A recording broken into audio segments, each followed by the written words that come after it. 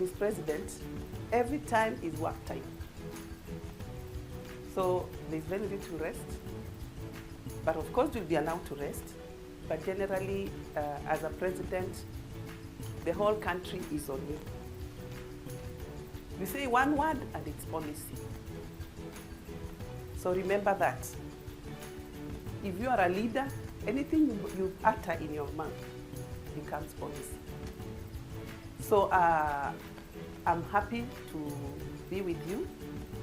Harrison approached me, as he has said, and this is what I do. It's my piece of cake. So I didn't have a problem responding because usually this is what I do, and we are happy to reach out and make sure that we empower everyone, make sure that everyone is aware and knowledgeable about food and nutrition security. Like when you are told to talk about food security, I'll only give you one dimension, probably. But if I sat with you for a week, then you'll know food security is multifaceted. It's so big. It's like the elephant that the blind man could not describe. So you may think you have it all, but food security could just be because of infrastructure, maybe a road. There's no road to lead you to where you can get your food. It's because you don't have land. It's because you never went to school. You don't know about food. It could be because maybe you are poor. You don't have money. It's because you don't know how to produce food. So there are many, many things that we could do. Or maybe it's because you have been displaced. You're living somewhere. Like right now, if you think of people who have been displaced because of civil strife, war, they have been displaced. They have no access. They don't have that normal environment where they have to cook and go shopping and cook and present to their families. Now they're on the run. Or maybe they are displaced, they're somewhere. So security, it could be about security. So many things influence food security. So I'm going to take you through this food security presentation. I'll present it in 3 parts. I'll deal with first of all, international law on human rights, and then the Kenyan context on food security, and then the National Food and Nutrition Security Policy and what progress we have made as a country. Mine is mainly to help you to understand what food security is and the implications of food security. Food security is related to national development. So we say that food security will exist when all people at all times,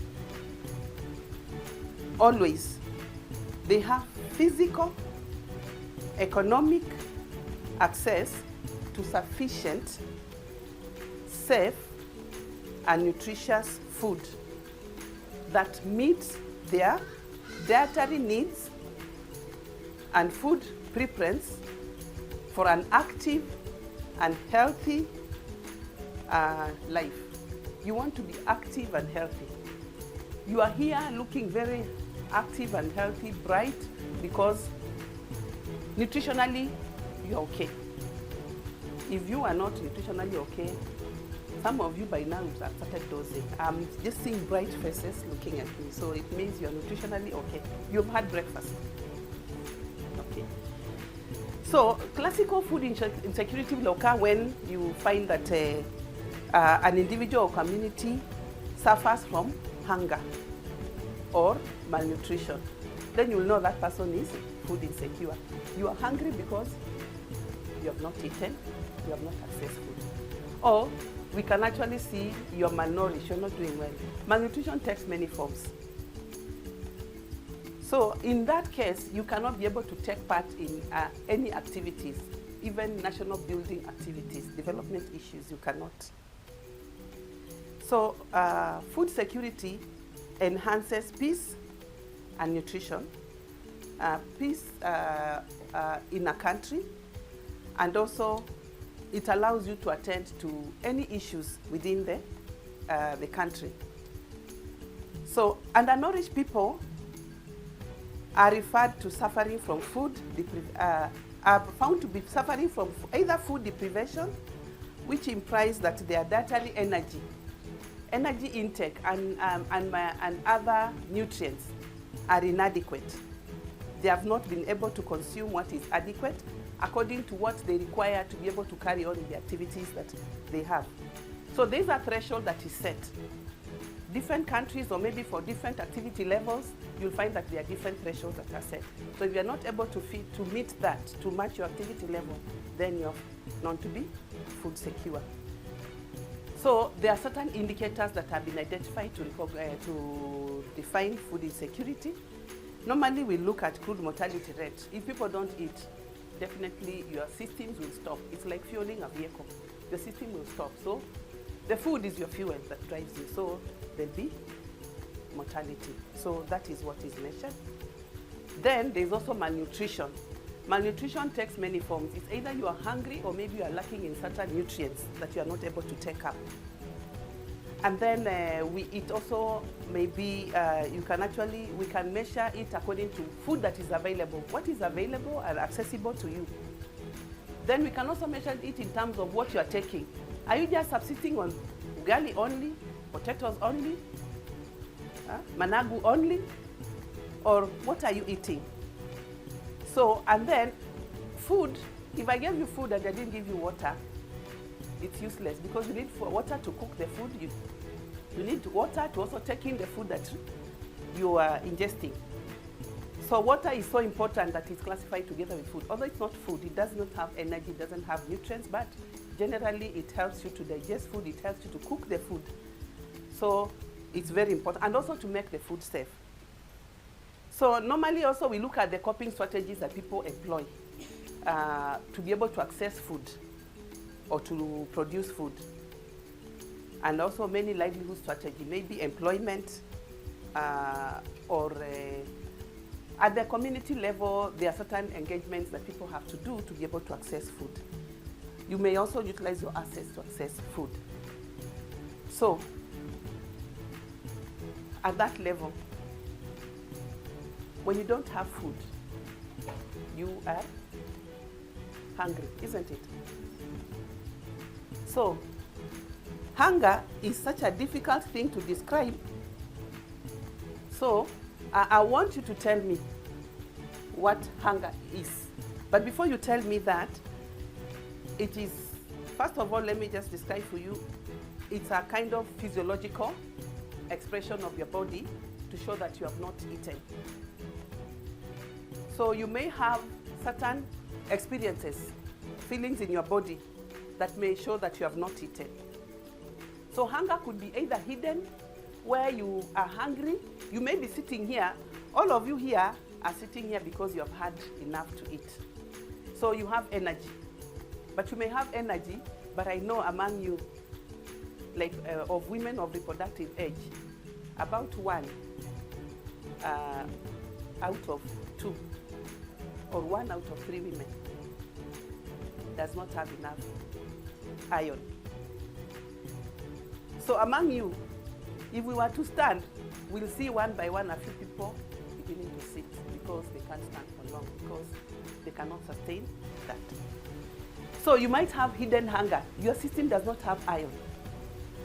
So we know that you need to replenish your iron monthly. So iron can be stored in your system, but if you don't eat proper foods, then the system will be compromised.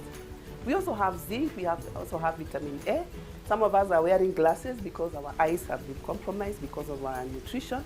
There are many things that you'll find that actually show that you have been suffering from nutrition insufficiency. So in Kenya we have a situation where many of us do not have access to adequate food. Actually, even if you're not hungry, you'll be lacking 1 or 2 of other micronutrients. So I want you to tell me, having understood what hunger is, I want you to write somewhere. How do you feel when you are hungry? How do you feel when you're hungry? Or what happens when you're hungry? So just write down what you feel. It could be one thing you do or several things. How do you feel when you're hungry? So write it down, and then I'll have with your friend, the one seated behind you, to read. I'll take randomly a few people to read what you feel when you're hungry. Yes, just write it down.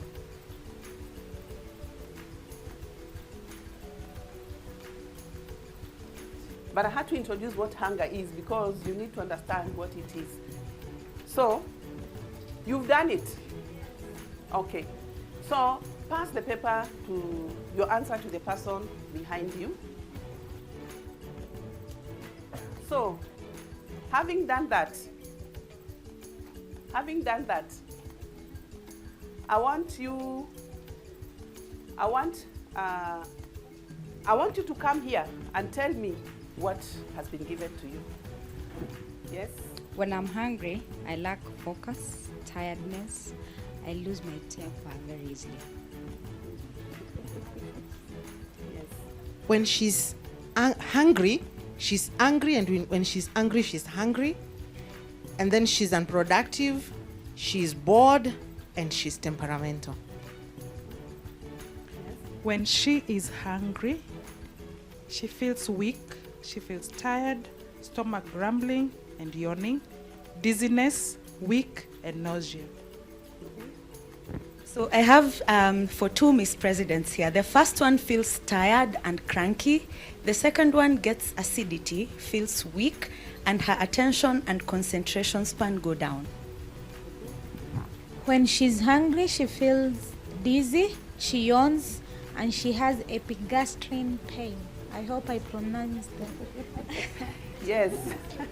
So when she's hungry, she's sick, angry, restless, and stressed.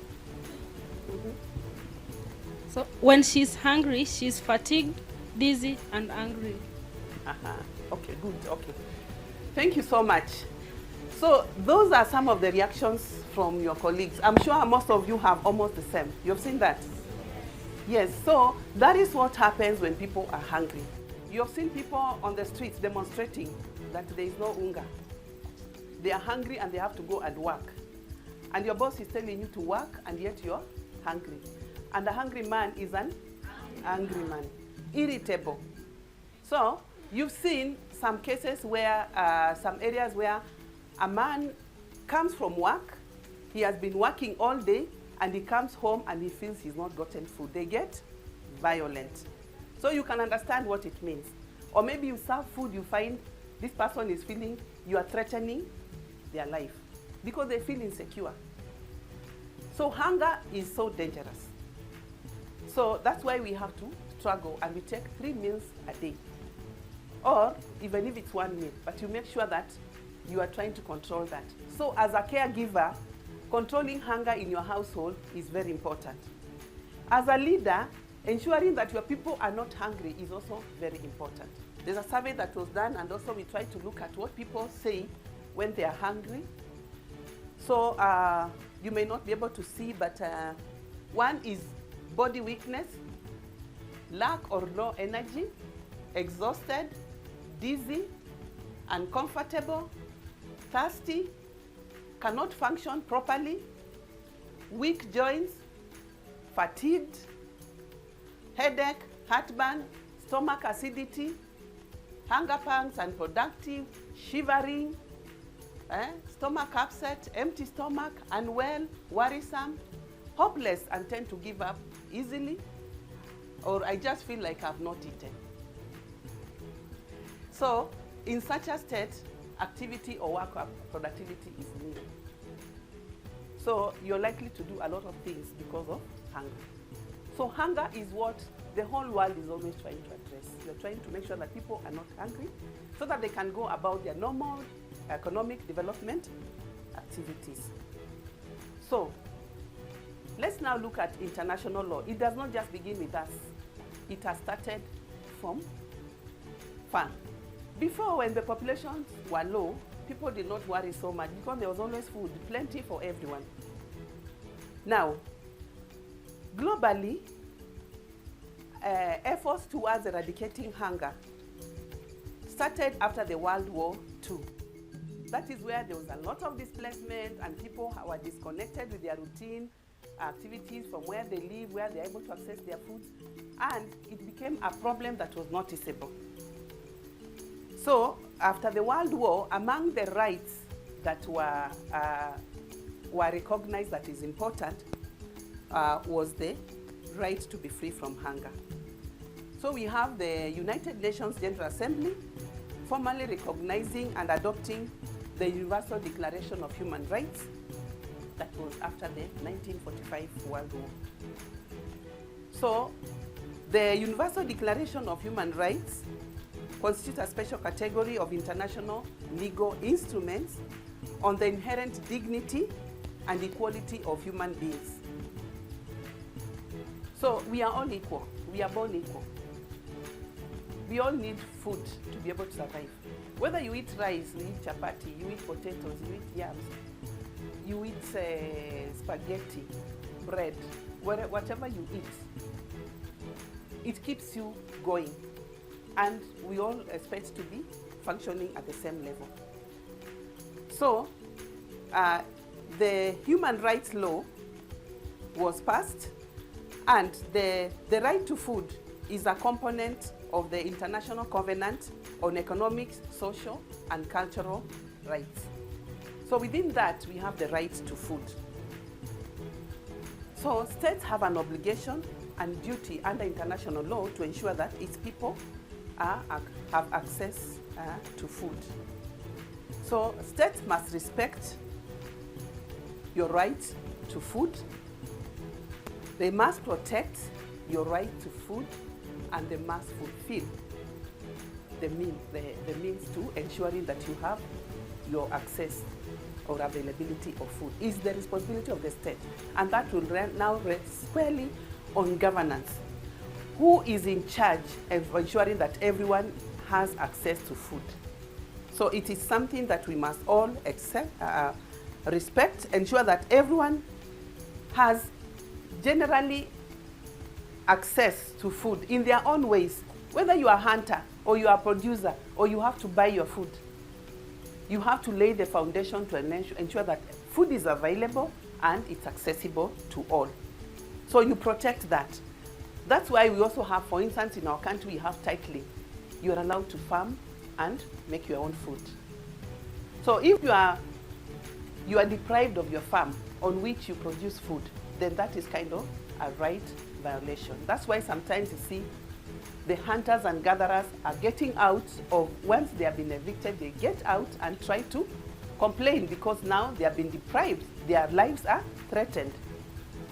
So you look at some of these things and you'll see that the right to food is a complex issue. It stems from so many issues in the ways we relate to each other up to what you do to be able to get food.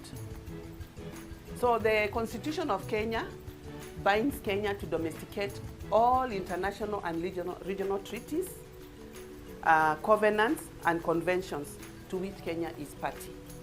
So the international human rights law is also very important. So states must take steps to ensure that the rights to food, the international human rights, International Convention of Economic, Social, and Cultural Rights is realized. So there should be no discrimination.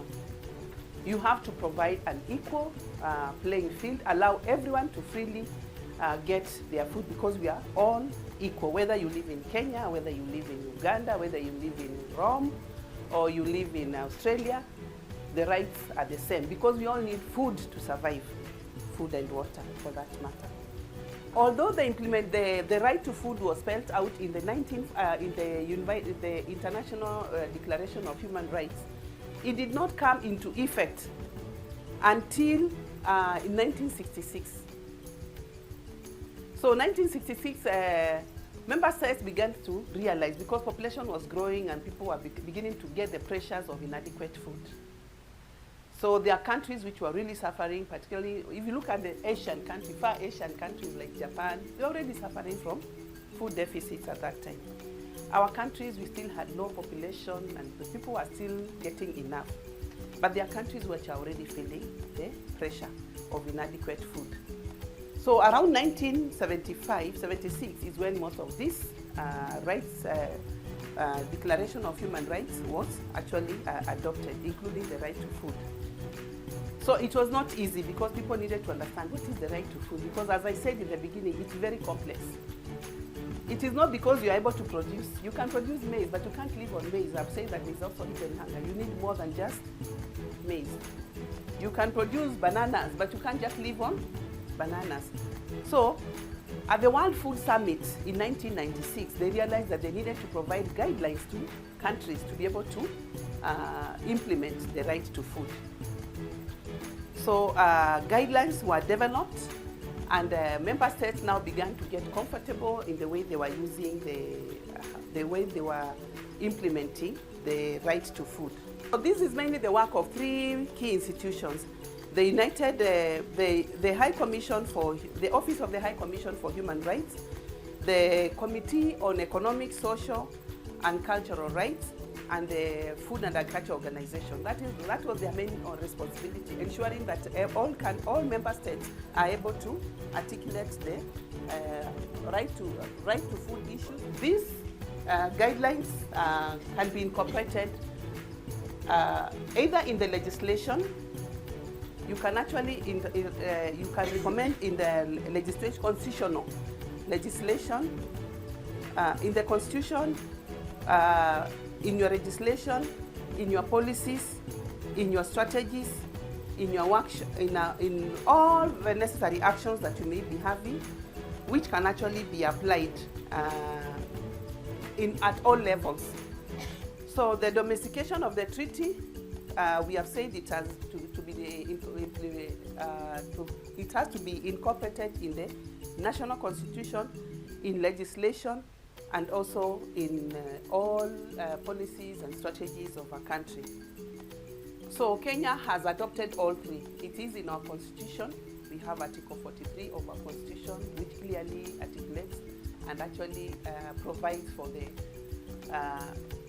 the protection of the human rights to food.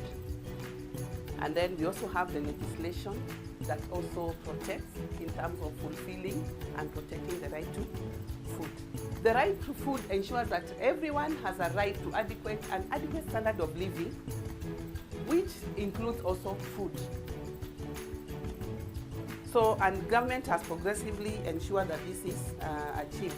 According to the International Convention on Economic, Social, and Cultural Rights guideline, the right to adequate food is realized when every man, woman, child, alone or in a community with others, has physical, economic access to at all times to adequate food for its procurement or to enable people to achieve food security on their own.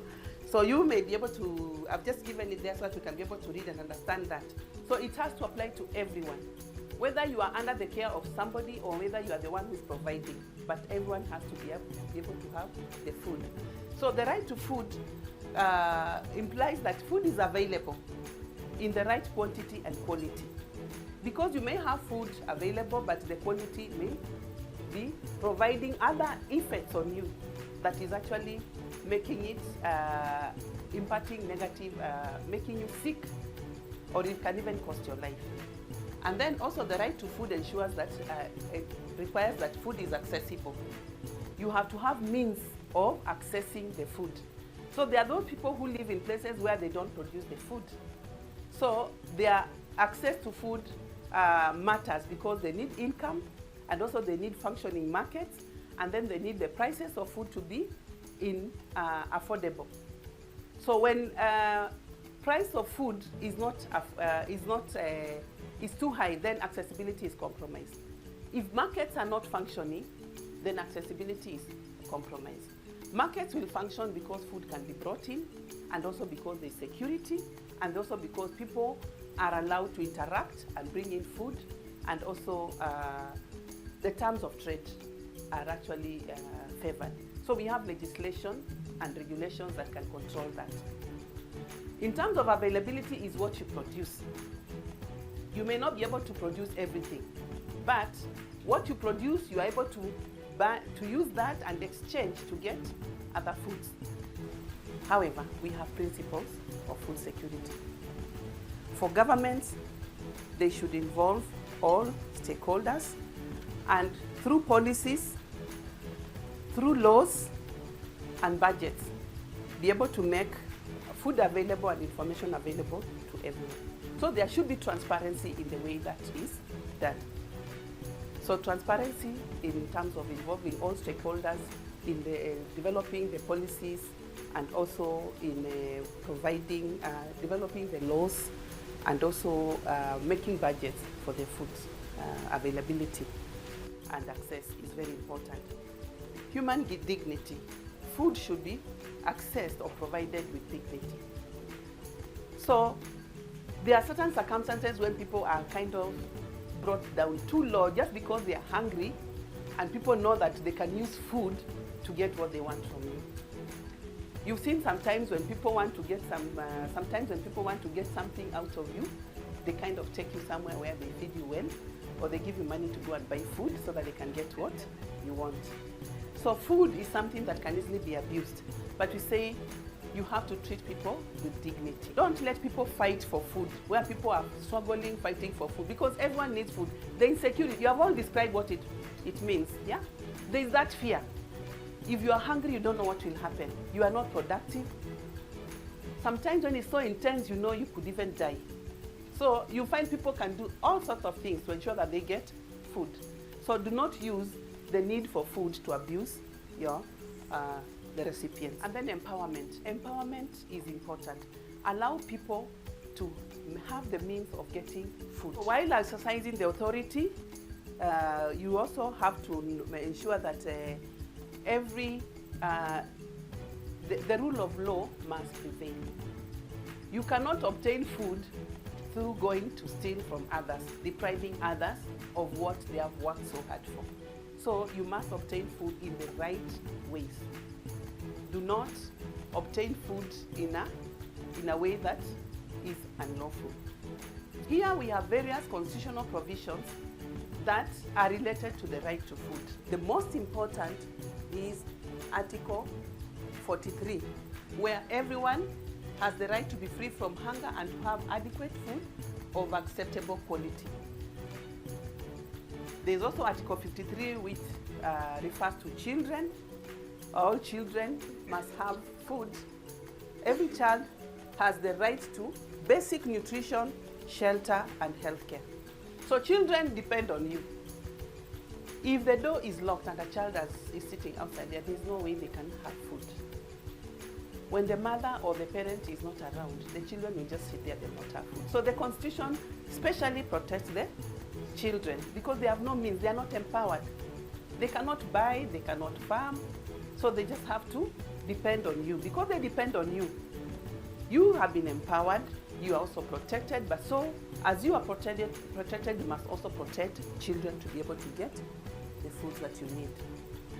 So that is about the constitutional and international law on food, on the right to food and food security.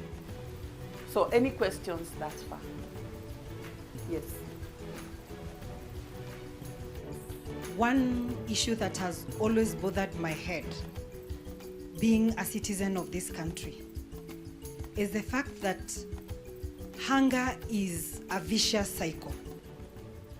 I actually forgot a newspaper that I have in my archives from the 1996. And I was seeing that there was hunger then. Right now, we have hunger. I'm so glad that out of our many facilitators, today we have a government official. I feel this country does not lack in policy. I feel this country does not lack in laws. Kindly make us understand, what is it that makes us not do that which we need to do to change the narrative of this country? I know government officials do benchmarking. They travel a lot to countries that have a success story. I'm looking at countries like Egypt. that get their water from our Lake Victoria. I'm looking at countries like Israel that have barely any land. But these countries do a wonderful job when it comes to providing food for their people. What is it that makes us not change this narrative? You are our facilitator today. But please, when you go back to the office, know that the Kenyans are crying for a change in the story that we keep on talking year in, year out. Thank you. I wanted to ask on the Galana Kulalu project in Kilifi and Tana River counties that the country spent, or the Kenyan government spent, over 8 billion on it. And up to date, Kilifi is one of the counties that is facing hunger and extremely drought. So I don't know what happened, because it's more of a white elephant project. So if you can shed some light on it, especially on the policy, public participation bit of it, because it looked like our governor and the Tana River County governor, they were not like consulted, there was no public participation, and it failed. And they were claiming that the project should be brought back to the counties so that the counties can manage the project. Africa currently it has 1.2 billion people, and by 2050 it's expected to double to 2.5. And we know majority of the population in Africa, about 75% are the young people. And in that category of young people, the one who account for it more are the adolescents. So you talked about dignity as one of the principles of implementing the right to food, if I'm not mistaken. So under human dignity, I'm not sure if you all know about sextortion. Sextortion is where you give something in return. You give return for food. So personally I've encountered a girl who was my classmate. She gave sex for food, and what happened, by the time we were resuming school, she got pregnant and she couldn't continue. So if maybe you could speak about that, what the ministry is doing to ensure that our young people don't have to go through sextortion. So a problem in the hospitals, we see people coming with anemia because they don't have iron or vitamin B12. Children are having rickets because they don't have calcium and vitamin D. And we are also having shortages of zinc sulfate to treat diarrhea.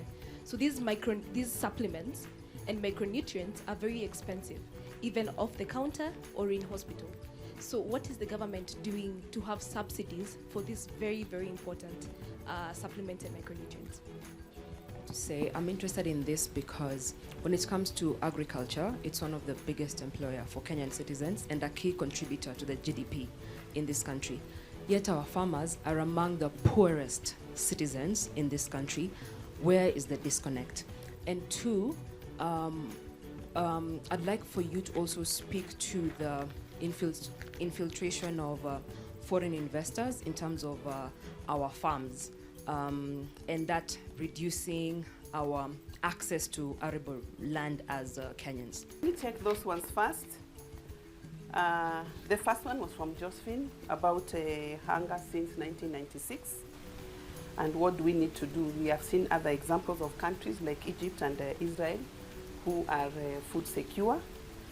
And why can't Kenya get it? So the reason why Kenya cannot actually get this, you will get more from my presentation, but generally we are mainly we produce our food based on rainfall pattern, how much rain we receive. When we have drought, we cry very loud, and you see we even declare a disaster and people have to come and assist us. There are countries where there's no rain, so they don't have to talk about, they don't know about drought and rainy season. So we have an issue, but this one there is a way that it's being tackled, but also it has a very heavy resource implication. So the way Egypt and Israel are doing, they produce throughout, whether it rains or it doesn't rain. That's the difference between Kenya and Egypt and Israel. But generally, when I do my presentation, you'll be able to get more on that. Galana Kulanu is one of the national government projects that was meant to support food security in the country by producing extra within the extra food to meet the, to reduce the national deficit of food. But so far, even if Galana Kulalu produce, it will still not produce enough to feed our growing population. So Galana Kulalu has been progressing well. Sometimes it's also seasonal, sometimes because of the contractual issues. Sometimes it has taken too long to start, but they can be able to produce up to 2 crops. But still, what they produce can just be enough maybe to feed the people at the cost. It cannot actually feed the entire country as we want. And Galana Kulalu is an advantage because it's government land contracted by private sector to just support government to be able to achieve the deficit that we have. So it is not a county project, it's government managed, so that is government land. That's why I was saying that the rule of law has to prevail. You cannot demean a child to be able to confuse a child because you know they are going to be hungry and they are going to need food. So the rule of law in this case has to prevail, and there are very clear laws of dealing with such things. So I cannot elaborate on that, but as I've said, it's a requirement that one of the principles of the right to food is to ensure that the people receive food in dignity. You don't have to go so low so that you are able to get food. Hunger and starvation in northern Kenya. Hunger and starvation in northern Kenya is mainly due to the cyclic effects of drought. When we have intense drought, then we have to come in. Government has mechanisms of dealing with such. Every year, usually you'll find that every year we do assessments every 6 months to see how the population in those counties, in those areas are faring. And manually we monitor food security and the livelihoods strategies and assets that they have. When it goes too low, government comes in to intervene. There are those households that are constantly on relief, and we have cash transfers that are already constantly being transferred to certain households. Okay, all cases of malnutrition. When you're malnourished, particularly for children, there's also government intervention at the hospital level. So once they are identified, there's a way they are linked to the social protection, through the social protection programs and also the nutrition programs, so that they can be assisted. So once rehabilitation is done, education is done, there are some which is because of poverty, but they are linked to the social protection programs that are in the country. So government has gone into all the way to try and ensure that there is at least some form of response to handle crisis and emergency issues. So food will be delivered when people are displaced until they go back. You saw what happened in 2007, those people were fed. It was a very heavy investment, budget requirement to manage those people until they were fully settled back. Even during drought, government also puts in a lot of money to ensure that these people, no one dies because of hunger. So these programs are running. As we speak, there are also programs which are already running. And we are moving from providing food to providing cash, so that people can choose what they want to consume. Farmers in the country are the poorest. So that is very true. It is actually very true, we know. If you look at all the value chain actors, from the way food, farmers just produce and then they deliver to the next, maybe a middleman or maybe a trader or whoever has contracted them. You'll find that what they receive, in fact, most of the time they make losses. So a lot of times you find that because they are not growing, they keep trying different ways of how they can stabilize themselves. So it is about what they get out of, and most of the time farmers produce the same thing at the same time in the same area. But the people, the off-takers who are bringing it like maybe to Nairobi, those people seem to be doing better. In fact, when you call some meetings, you'll find that farmers arrive in gumboots on a bicycle. At best, they are dropped by a motorbike, or they take a matatu to reach a meeting. But all the other value chain actors, they arrive, they are chauffeured to come to the meetings. So it's a little bit unfair, but now it's a question of now sensitizing farmers, empowering them, and also making sure that they are able to increasing their voice. If when we kind of help them to come together so that their bargaining power is improved, then they can have a say. Because every farmer, in most of these cases, the poorest farmers are those ones who are not in cooperatives, where they are selling on their own. But if you're in a cooperative, then you have a voice. You can always bargain. You can always resist low price. If you're not making profit, why sell? So such are the things that have made our production kind of stagnate or maybe sometimes come down because farmers get frustrated. But at the top, you find that the market for food is always there. Who has not eaten today? The market for food is always there. The farmer is always there struggling to produce. But there's somebody in between who knows more than what the farmer does. They know where the market is. They have the capacity to deliver. Some farmers have never been to Nairobi, but what they produce always comes to Nairobi. So it's a question of empowering them and improving their bargaining power so that they can be able to reach the market and market for themselves, or putting them in cooperatives where they can be able to market. So that is the first set of questions. I will take the 3 on this side. There are many. So my question is on the neonates that we have, especially from HIV positive mothers. Yes. Sometimes you realize that the moms are dead, and so a child is left behind, and you cannot supplement them with cow's milk. And you know now a packet, a tin of naan is almost 1,500, and this is a family that cannot afford. Again, even if this mother can continue breastfeeding, they cannot continue breastfeeding all the time. They have to supplement with uji because they are not having enough milk. So what is the government doing to ensure we have, apart from the root tube and other things that we have in hospital, what is the government doing about neonates who need supply of this kind of milk? Thank you. Okay. Really want to understand on why the government have now decided to go into the social capital, giving people money instead of the investments in terms of production of food, especially in northern Kenya. Because I'm in Isiolo and I've seen the NDMA, the National Drought and Management, in the process of registering households that cannot be able to have their own food. And also, wherever there is drought, it is also, the county has put it part of their recurring budget to be able to providing food to these people. Are we investing so much into the social capital instead of investment in food security? Thank you. We have so many NGOs and CSOs implementing things to do with livelihoods and agriculture. They get this too much funding, but we realize that there are so many NGOs duplicating the same idea and not really impacting into the agricultural sector, because we have so many staffs in the different NGOs but so little input into the agriculture. Can the government of Kenya regulate and make follow-up after an NGO or any of those corporations gets funding? Do a monitoring and evaluation and determine the feasibility of the project. Then another one, I sit at the NDMA board for the Equity Bank sometimes.